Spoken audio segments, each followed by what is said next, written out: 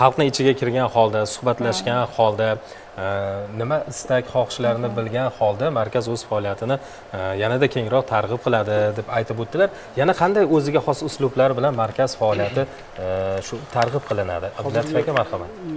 Yuqoridagi nimamizga qo'shimcha ravishda Imom Moturidiyni Sharh Tavilat asaridan ayrim o'rinlar, Umar Nasafiyning Aqoida asari to'liq holatda, Abul Barakat Nasafiyning Umda asari to'liq holatda markaz ilmiy xodimlar tomonidan sharhlanib, izohlanib, aynan YouTube kanallarimizga qo'yilgan va ijtimoiy tarmoqlarga qo'yilgan. Bu soddalashtirilgan holatda, shu xalqchil va kitobxonlarni o'ylagan holatda va yo'lda ketayotganda ham eshitib, shu sog'lom e'tiqod g'oyalarini demak olish, manfaat olish maqsadida aynan bu yo'nalishda ham tadqiqot olib borilmoqda.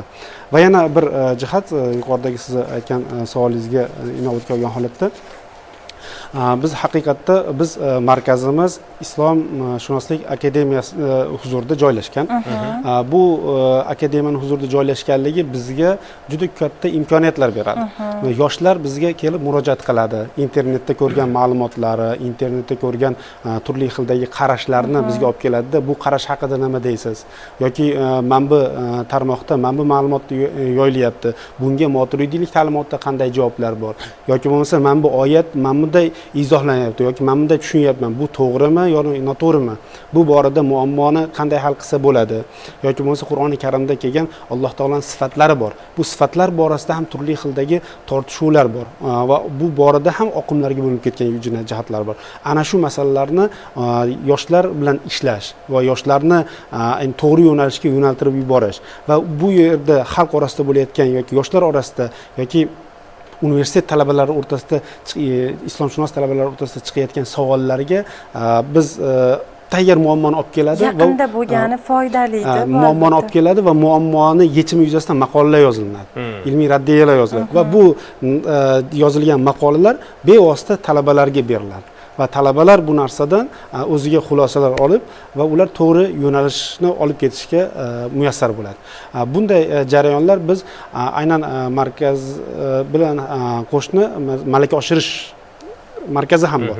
Bu yerda turli soha vakillari malaka oshiradi va aynan u yerda ham muammolar yuzaga keladi va savollar paydo bo'ladi. Ana shu savollarni yig'gan holda u yerda imom xatiblar ham yoki bo'lmasa madrasada ta'lim beradigan ustozlar ham, shu bilan bir qatorda boshqa soha xodimlari ham malaka oshirganda u yerdagi savollarni yig'iladi va o'sha savollar asosida mana bu yo'nalishda demak tadqiqot olib borishimiz kerak ekan degan muammo qo'yib, o'sha muammoga yechimlar topiladi.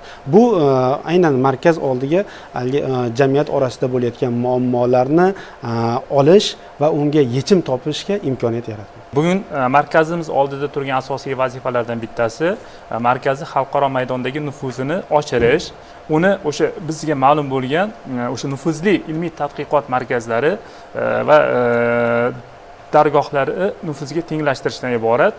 Bu maqsadda biz hozir qilayotgan ishlarimiz shundan iboratki, markazda Imom Moturidiy nomidagi xalqaro stipendiya joriy qilingan va ushbu stipendiya doirasida Malayziyadan, Turkiyadan aynan moturidiyşünoslik sohasida ilmiy tadqiqot olib borayotgan tadqiqotchilar o'sha stipendiya sovrindori sifatida O'zbekistonga kelib, markazimizda ma'lum bir muddat davomida o'sha yurtimizdagi qo'lyozmalardan foydalangan holda o'sha Samarqandga borib, Buxoro shahriga borib, o'sha joydagi ilmiy materiallar bilan tanishgan holda o'zlarining ilmiy faoliyatini yanada boyitib, ilmiy tadqiqot olib borganligini aytib o'tish mumkin. Bundan tashqari, ya'ni xalqaro nufuzni oshirish borasida qilayotgan ishlar sirasiga markaz tomonidan Al-Asqar majmuasi tadqiqotchilari o'rtasida o'tkazilgan Imom Moturidiy merosi bo'yicha xalqaro tanlovni ham keltirib o'tish mumkin. Ushbu tanlov doirasida o'sha butun dunyoga, musulmon olamiga mashhur bo'lgan Al-Asqar universitetining ilohiyatshunoslik kafedrasi mudiri hamda 2 nafar professor o'qituvchisi o'sha tanlov shartlari asosida g'olib deb topilib, ularning O'zbekistonga safari amalga oshirildi va bu hammasi markaz tomonidan amalga oshirildi. Bundan ko'zlangan maqsad o'sha markazni faoliyatini xalqaro miqyosda keng targ'ib qilish, uni jahon ilmiy jamoatchiligiga, umuman ommaga keng tanitish va markazi nufuzini yanada oshirishdan iborat.